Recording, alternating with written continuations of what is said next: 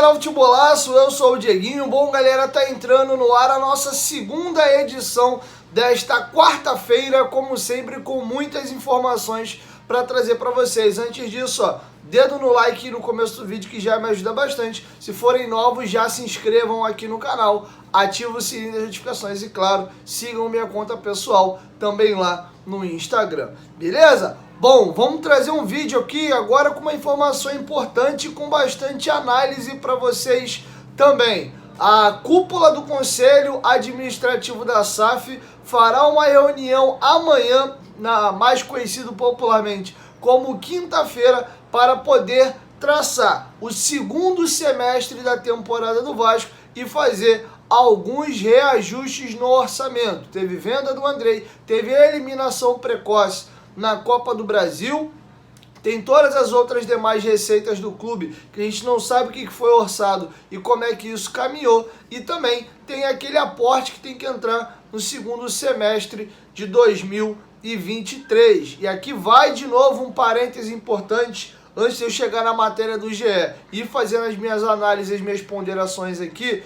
Temos que entender que vivemos uma nova realidade, um clube empresa que é administrado como tal. Então, torcedor tem aquela visão ainda daquele clube antigo de eu quero jogador, contrata, vai lá, reforma, manda embora, demite treinador, pouco se lixando para como é que tá as contas do clube. Agora não. Tudo é feito de maneira minuciosa e vai se pensando e se fazendo as coisas de acordo com seus objetivos da temporada e também com o orçamento que assim foi estabelecido. Tá bom? Então vamos à matéria do GE, feito pelos competentíssimos companheiros aí, Marcelo Baltar e a Emanuele Ribeiro do GE, que produziram essa matéria aqui, que a gente vai fazer uma análise dela nos mínimos detalhes, beleza? Vamos lá, ó.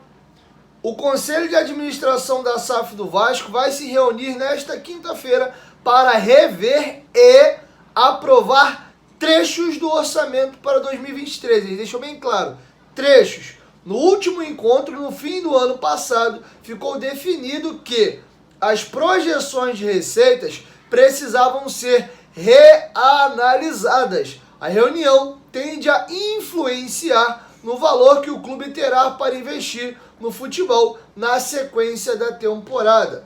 E aqui vai já um posicionamento importante. É primeiro ano da SAF na primeira divisão. Eles entraram em setembro do ano passado, já com o ano do Vasco estabelecido, e nesse primeiro ano você vai começar a tatear, saber exatamente quais são essas receitas do clube. A partir do clube voltar para a primeira divisão, tem investimento? Quanto que eu vou faturar de bilheteria, sócio torcedor, o que eu consigo vislumbrar desse time avançando nas competições nacionais, pensando no que vai me gerar de receita, venda de jogadores. Então todas essas situações, participações em campeonato, você também tem as suas verbas a receber, as dívidas de contrapartida, falando agora da despesa que você tem que pagar, como você vai ter que pagar. Esse ano ainda o Vasco fez alguns acordos importantes. Um acordo fundamental fechado esse ano foi o da CNRD, que estava possibilitando alguns atletas irem diretamente na FIFA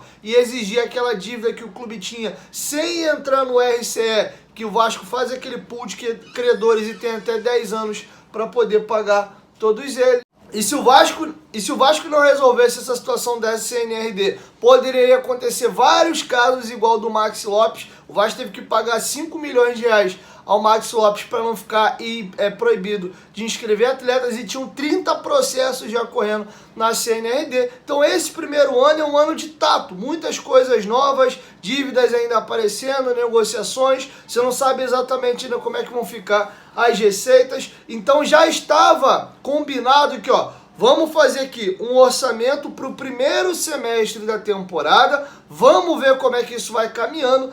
Essa reunião foi feita em 2 de dezembro. Depois, lá em abril, a bica do Campeonato Brasileiro, e abre-se a janela de julho, que é quando o Vasco vai voltar a comprar jogador e fazer um investimento mais forte de novo. Vamos ter uma nova reunião para entender como é que a gente acerta algumas rúbricas da receita aqui, porque somos agora um clube empresa. Se tem lá 10 milhões para gastar, é 10 milhões, não é 10 e 100, 10 e 200, 11 milhões, não. São 10 milhões e ponto. Se a folha salarial pode chegar até 5 milhões, tô dando um exemplo qualquer aqui, tá? Ela não vai chegar a 7. Não vai porque não tá no orçamento, senão tu vai entrar no processo lá de trás que fez o clube ser vendido hoje, que é o quê? Gastar mais do que se arrecada e gerar dívida, tá? Então tudo isso está organizado. E os 700 milhões são para ser colocados até 2025.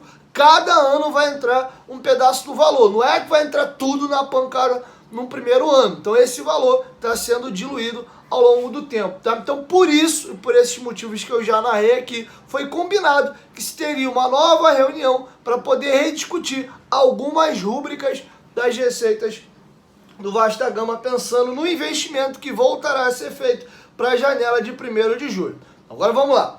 O encontro desta quinta será virtual, por videoconferência, com a provável participação de Josh Wander, sócio proprietário da 777 e presidente do Conselho de Administração. Além dele, o conselho é formado por Andrés Blasquez, executivo da 777, Donald Dressfield, CEO esportivo da 777, Juan Arciniegas, diretor da 777, Estevam Pasco, sócio da 777, Jorge Salgado, presidente do Vasco, e Roberto Duque Estrada, vice-presidente. São 7 cadeiras no Conselho Administrativo da SAF. A 777 detém 5 cadeiras e o Vasco 2. Um sempre será o presidente do Conselho, presidente do Clube Administrativo, que hoje é o Jorge Salgado e temos eleições no final do ano. Pode ser outro no lugar dele, dependendo de quem ganha a eleição. E o outro é uma outra pessoa indicada pelo clube associativo. 7 pessoas tomam decisão, o Vasco só tem 2 cadeiras, ou seja, ele palpita, mas não decide nada. Se essa galera aqui toda votar junto por uma coisa, o Vasco não tem peso nenhum, ele apenas participa, tá bom? E além dos 7 que tem cadeira no conselho, 2 participarão também da reunião. O CEO do clube, né, do Vasco, que é o Luiz Melo, e quem é parte mais interessada nessa questão do orçamento para saber o que ele pode fazer na janela de julho, Paulo Brax. Então essas 9 cabeças devem fazer a reunião por videoconferência amanhã, tá bom? Vamos seguir a matéria. No primeiro encontro do Conselho de Administração em 2 de dezembro do ano passado, que foi aquela viagem do Paulo Brax lá para a Europa, que juntou ele, o Conselho Consultivo da 777 e os representantes dos outros clubes que fazem parte da 777 para se definir o orçamento de todo mundo e as diretrizes para a temporada. Só quando o Paulo Brax volta de lá, acaba-se a Copa do Mundo, é que ele começa a fazer as contratações. Lembram bem disso? Então vamos voltar aqui. O orçamento do Departamento de Futebol na janela de transferências de janeiro. O clube foi ao mercado e gastou quase 110 milhões em reforços. A maioria dos reforços chegou de forma parcelada. Na ocasião, no entanto, a 777 solicitou que fossem revistas as projeções de receitas. Não houve convergência em relação à meta de arrecadação do Vasco em 2023, ou seja, não se conseguiram chegar ao consenso exatamente de quanto seria a receita do Vasco para a temporada. Por isso, já foi acordado lá em 2 de dezembro que seria necessário fazer uma nova reunião mais para frente, para que as pessoas já entendendo melhor o que o clube ia disputar, como é que as coisas iriam caminhar para fazer o orçamento definitivo para a temporada. A reunião desta quinta-feira servirá para ditar também o rumo do Vasco nos próximos meses. A precoce eliminação na Copa do Brasil para o ABC teve um impacto direto no orçamento, uma vez que o clube projetava avançar ao menos mais 2 fases na competição. Inclusive, o Paulo Brax, uma conversa informal com os jornalistas lá no CT Moacir Barbosa na semana passada, ao qual eu estava presente, ele falou isso. Quando a gente falou sobre a questão da eliminação, foi até o dia que o Abel Braga deu a entrevista, quinta-feira da semana passada, ele falou, a gente esperava no mínimo avançar mais 2 fases e era o que estava no orçamento. Beleza? O orçamento da SAF não tem relação direta com o aporte financeiro previsto em contrato no acordo com a 777, mas tende a influenciar o valor que será aportado no ano no futebol. A expectativa é que o tema entre em pauta na reunião de quinta. Já faço um novo parêntese aqui. Uma coisa é o que a 7777, caramba, falei 4 vezes 7. O que a 777 tem que investir pelo acordo, aqueles 700 milhões até 2025. A outra coisa é o Vasco da Gama SAF, ele também caminha com as suas próprias pernas. Ele tem as suas próprias receitas. Então uma coisa é o orçamento do Vasco SAF e a outra coisa é a grana que vem do acordo que está estabelecido dos 700 milhões, tá bom? Então está sendo mexido nesse orçamento aqui da Vasco da Gama SAF. Não tem nada a ver com aquilo que a 777 tem por contrato que investir no Vasco da Gama. Ficou claro? Todo mundo entendeu? Então vamos lá. A expectativa é que o tema entre em pauta na reunião desta quinta-feira. Após um aporte inicial de 190 milhões em 2022, uma nova remessa é esperada em setembro de 2023, mas pode ser antecipada por conta da janela de transferências de julho. No meio do ano, também está prevista uma viagem do diretor Paulo Brax à Europa para definir questões do futebol. O contrato prevê que a 777 injete mais 510 milhões no futebol até 2025. Para o primeiro ano eram 190 milhões, né? 70 milhões foi colocado de cara para o Vasco botar os salários em dia que estavam atrasados 3 meses, mas se pagar algumas dívidas de curto prazo. O Vasco ainda investiu, se eu não me engano, foram 10 milhões de reais no Carlito Palácio, saiu tudo daquele grosso de 70 milhões de reais, sobravam ainda 120, né? Dentro desses 120, salário para o restante da temporada. O Vasco fez obras no CT, já gastou até agora 110 milhões de reais, então tá na hora de se entrar agora no segundo aporte, que inicialmente ele entraria em setembro desse ano. Mas como a janela é em fevereiro, pode ser que nessa reunião que vai acontecer lá na Europa, que essa grana seja antecipada. Estão conseguindo pegar aqui direitinho, passo a passo, todo o questionamento? Então vamos lá, vou continuar. Com os recursos aportados em 2022, o Vasco colocou e manteve os salários em dia. Fez melhorias no CT e contratou 13 reforços. 8 deles tiveram os direitos econômicos comprados. No momento, o clube não pretende fazer novas aquisições até o fim desta janela de abril. O Vasco está contratando jogadores agora, né, de forma de custo muito baixo ou de graça. O Vasco, inclusive, vai pagar 500 mil reais ao Santos pelo empréstimo do Juan Seco, tá? Então, investimentos baixos dá para fazer agora. Grosso, dinheiro pesado, só na janela de julho. Beleza? Eventuais reforços serão de custo baixo, como eu acabei de explicar. Diferentemente da janela do meio do ano, quando o planejamento é ir às compras, tá bom? Conselho Administrativo, e aqui a gente caminha para a reta final. O orçamento para 2023 tem sido uma das cobranças de conselheiros do clube.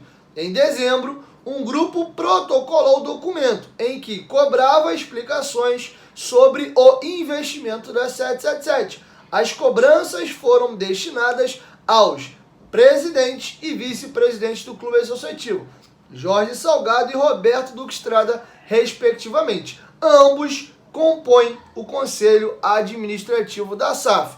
No entanto, a SAF não precisa abrir seu orçamento para o Conselho Deliberativo. Eu já vou explicar.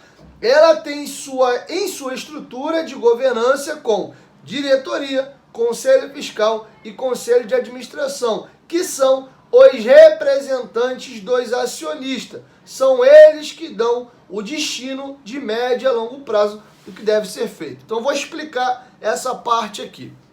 Existe hoje o Vasco Associativo, que hoje tem 30% da Vasco da Gama SAF, e o Clube Social, remo, futsal, basquete, as piscinas, o Complexo de São Januário, a sede náutica da Lagoa, a sede do Calabouço.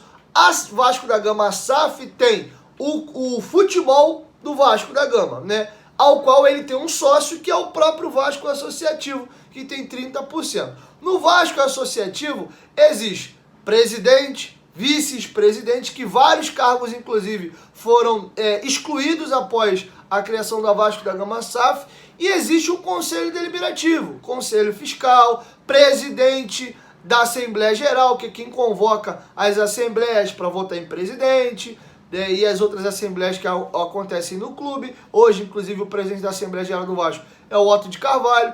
Enfim, então, no Conselho Deliberativo lá do Vasco da Gama Clube Associativo, que é o clube antigo, estão cobrando da SAF o orçamento. Cadê o orçamento? Quanto que tem para gastar? O que entrou? O que foi gasto? Sendo que dividiu-se em dois. O Vasco da Gama SAF é uma coisa e o Vasco Associativo é outra. O Conselho Deliberativo do Vasco Associativo não tem gerência alguma sobre o Vasco da Gama SAF, porque a estrutura da Vasco da Gama SAF tem governança própria. Tem a tal das 7 cadeiras lá do Conselho de Administração, que eu cantei o nome de vocês um por um, que tem 2 representantes do clube associativo. Um sempre será o presidente do clube, que hoje é o Jorge Salgado, e o outro é uma pessoa indicada pelo clube associativo, que hoje é o Roberto Duque Estrada. Então, quem tem que dar satisfação para o clube associativo é o Conselho Administrativo,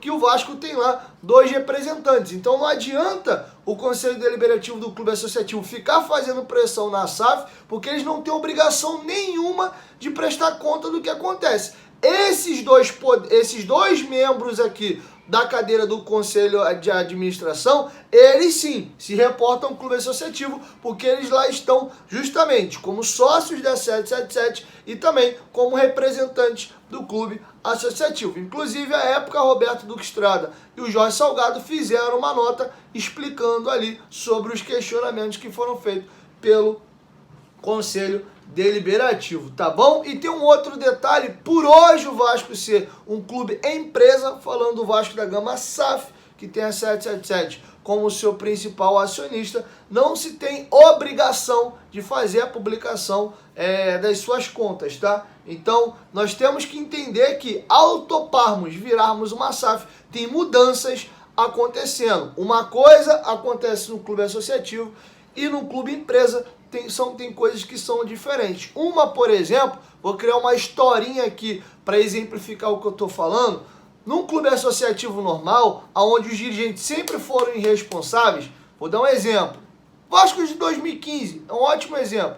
Eurico Miranda monta um time. O Vasco é campeão carioca, acreditava-se que com aquele time dava para fazer um campeonato brasileiro decente, e o Vasco tem o pior primeiro turno da sua história e o pior primeiro turno de um clube grande no brasileiro. 13 pontos ganhos. O Vasco já tinha salários atrasados naquela época, e aí o que o Eurico Miranda fez? Cara, com esse time eu vou ser rebaixado. Quer saber? Que se dane. Ferrado e meio. Se eu vou para a segunda divisão é muito pior. Vou fazer aqui uma manobra arriscada, mas se der certo, eu evito um rebaixamento que é muito traumático e evito perder muito mais grana. E o que foi feito? O Vasco foi ao mercado e contratou medalhões tentando salvar aquele ano. O Vasco teve uma arrancada muito forte, por muito pouco não conseguiu se salvar do rebaixamento, mas você arrebenta ainda mais as contas ruins do clube. O Vasco trouxe Nenê, Andrezinho, Diguinho, Júlio César, Jorginho como treinador, Leandrão, que estava fazendo muitos gols no Brasil de Pelotas, veio ali para ser o atacante do Vasco, já com o Gilberto. E ali foi uma tragédia. A ida do Gilberto indo para o Canadá, ele era o artilheiro do Vasco no Campeonato Estadual. Se o Gilberto é o centroavante daquele time, eu não tenho dúvida que o Vasco não tinha sido rebaixado. Mas enfim, o Vasco tomou essas decisões. Aconteceu o quê? Você elevou ainda mais a receita do clube, a despesa do clube, que você já não estava conseguindo pagar nem a anterior e nem resolveu o problema. O Vasco foi rebaixado do mesmo jeito. Então tudo isso arrebenta as contas do clube. Quando o Vasco contrata o Celso Roth lá no estadual e depois o demite para a chegada do Jorginho, o Vasco faz o quê? Era o Celso Roth, meu Deus do céu, eu não lembro se era o Celso Roth, era o Doriva, eu não lembro bem. E aí o que acontece? Eu acho que era o Doriva, eu não lembro bem, eu acho que era o Doriva. E aí o que acontece? Quando você manda embora, você fez um contrato com o cara de 12 meses. Você vai mandar ele embora e continua pagando. Então os clubes fazem muitas coisas erradas. O clube empresa, dificilmente ele vai fazer isso. Eu montei um time dentro das minhas condições, é isso aí que eu vou levar. Eu não vou estourar as minhas contas para tentar ajustar um pouco o time aqui para ganhar um título ou de repente para evitar um rebaixamento. Muito difícil. A não ser que você antecipe uma receita que estava prevista para o ano seguinte e no ano seguinte você diminua. Ainda pode rolar, até porque esses clubes empresa, os donos têm uma grana de caixa, né? Os clubes associativos não, era uma dívida do tamanho do universo. Então não achem que vai ser essa coisa moda Bangu. O time tá bem, tá próximo de ganhar um título, abre mais o cofre aí para trazer mais reforço, para ver se a gente ganha um título, ou o negócio tá esquisito, sai contratando um monte de gente para salvar. Então assim, tudo vai ser feito com responsabilidade e conquistar dentro do orçamento. É uma realidade nova, o torcedor não está acostumado, vai se levar um tempo para se acostumar. Mas se a gente manter esse caminho do profissionalismo e continuar levando as coisas dessa forma profissional, a tendência é que a gente colha muitos frutos de médio e longo prazo. De novo, não se resolve 20 anos no instalar de dedo. Eu sei que o torcedor do Vasco ele é muito traumatizado por tudo que a gente viveu nos últimos anos, mas a gente sempre sonhou com isso no Vasco, profissionalismo. E eu vejo muitas das vezes o clube hoje, sendo profissional e o torcedor reclamando, porque ele está acostumado com as práticas de antigamente. E isso é meio que normal, tá? Eu cansei de ver a torcida do Flamengo xingando Eduardo Bandeira de Melo. Quantas vezes eu não vi faixa no Maracanã, boleto não ganha título, boleto e DARF pago não ganha jogo. O Flamengo brigou contra rebaixamento em 2013, teria sido rebaixado se não fosse aquele caso da Portuguesa. Então no ano seguinte também teve um ano ali meio acidentado, ganhou uma Copa do Brasil em 13 caindo no colo, e aos pouquinhos o clube foi melhorando, fazendo CT. Quem lembra da imagem emblemática do Paulo Vitor, goleiro do Flamengo que tem uma lesão, sendo carregado num carrinho de mão, é isso mesmo, num carrinho de mão, lá para os containers, que a época a estrutura lá do CT do Flamengo ainda era em container, lamaçal danado, enfim. E hoje passaram-se aí 10 anos e o Flamengo está na situação de o clube mais forte financeiramente e até de elenco da América do Sul. Então é um caminho que leva-se um tempo e a gente acelerou esse processo aí virando SAF, tendo esse investimento espaçado em 5 anos, lembrando que só o que a 777 vai botar no Vasco, custar 700 milhões, se fosse num ano inteiro, mais a receita do clube, que dá mais ou menos aí de 100 a 200 milhões, dependendo do ano que está na Série A ou na Série B, vamos botar os 200 milhões, daria a soma dos dois. Se a 777 botasse, pum, tudo no ano só, 900 milhões numa temporada e já teria acabado o dinheiro a partir do ano seguinte. O clube que se vire com as suas receitas sozinho. O Flamengo, com as suas próprias pernas, ele tem arrecadado 1 bilhão e 100 mil sozinho, só com as suas próprias pernas. Então acho que é importante o torcedor entender a diferença de um clube para o outro e o que está sendo gasto em cada clube, para você alinhar as suas expectativas, tá bom? E de novo, eu sempre faço questão de trazer análises para vocês aqui lúcidas e tirar um pouco esse lado do torcedor e ser um pouco mais racional para explicar para vocês como as coisas estão acontecendo. Beleza? Espero ter ajudado vocês aí a mais uma vez elucidar o processo que vem acontecendo no clube. E é isso, galera. Quero te ouvir. Deixa a sua opinião aqui embaixo nos comentários. É isso. 1, 2, 3, futebolaço, tamo junto, família. E talvez no final da noite eu volto com a 3ª edição. Se não, vou tentar reprogramar o nosso dia amanhã. Os vídeos subiram muito tarde, tanto ontem como hoje, a 1ª edição. Eu comecei a ter um problema de insônia de novo, fui dormir 4 horas da manhã. Eu preciso no mínimo dormir de 7 a 8 horas por noite, então eu acabei acordando já bem mais tarde. Então se eu subir um 3º vídeo hoje, no final da noite, eu vou ter que manter esse primeiro vídeo já a 1 hora da tarde, 1 e pouquinho, que é muito tarde. Então talvez, não tenho certeza, eu tire a 3ª edição de hoje, a gente corrija isso para amanhã, beleza? Então é isso, fica ligado aí no canal, que se subir vídeo, vocês vão estando com o sininho das notificações ativado, vocês vão saber, beleza? 1, 2, 3, futebolaço, tamo junto, família, e a qualquer momento de quem volta, nós tamo junto, valeu, fui!